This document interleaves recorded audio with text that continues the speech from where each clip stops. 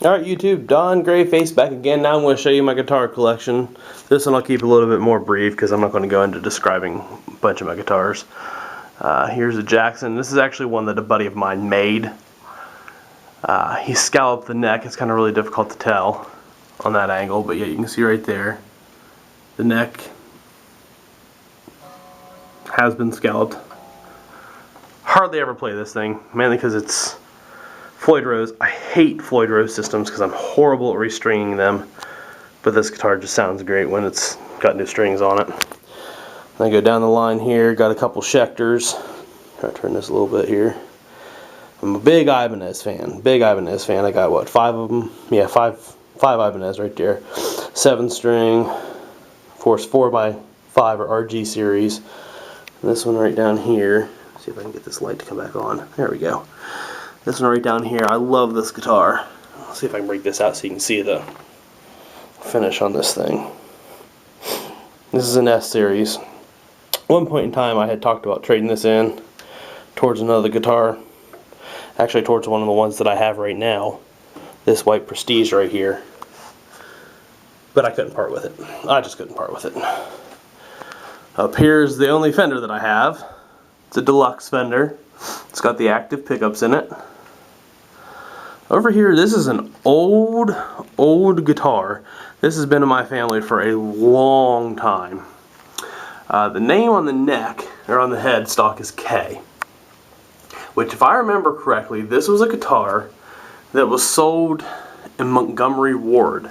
If any of you remember Montgomery Ward. This was bought, God, I don't know how long ago, but I think it was a long time ago. I mean, it was Montgomery Ward. Was it Montgomery Ward? Yeah, I think that's where it was bought. Anyway, that thing has a unique character sound all its own. Hard to play because the strings come so far off the fretboard. But you know, it's been in my family. Of course I want to keep it. I love that thing. Then I get to my V's and my odd-shaped guitars. Right down there is a Goth Explorer. I got a Randy Rhoads Signature Series. Over here, this is a Hondo guitar that they made. Let me see if I can get this lighting done back here. Hondo guitar that they made back in the 80s to look like the Gibsons. They eventually got sued and went out of business. But I found this thing for 140 bucks. Fell in love with the way it played. I love the way it looks because it's so beat up and rusted looking. I mean, you can't really tell to this video, but you got the different knobs on there. You got scratch marks. I mean, this thing, I loved it. Over here, I have my Dave Mustaine Signature Dean. Right there. Black, of course. Can't do a metal guitar without being black. Here are the amps that I play through. Both amps are PV. The one on the left is a triple X. Then over here is a Valve King, and this whole setup is the Valve King series. That is the correct speaker cab that goes with it. Of course, the speaker cab that I have right there that the Triple X is going through, I at one point in time had a Marshall half stack. It was a cheap little one. The whole combo was about 600 bucks, which anyone that plays guitars knows a half stack at 600 bucks is not that expensive. But I'm looking to eventually try to find the actual speaker cabinet that goes with that Triple X, because I'd love to have all match original. Then over to here are my couple of acoustic guitars. This right here, well, aside from the one that was hanging up over there. This one right here is a classic guitar, nylon string. It's not an expensive brand, Takamine,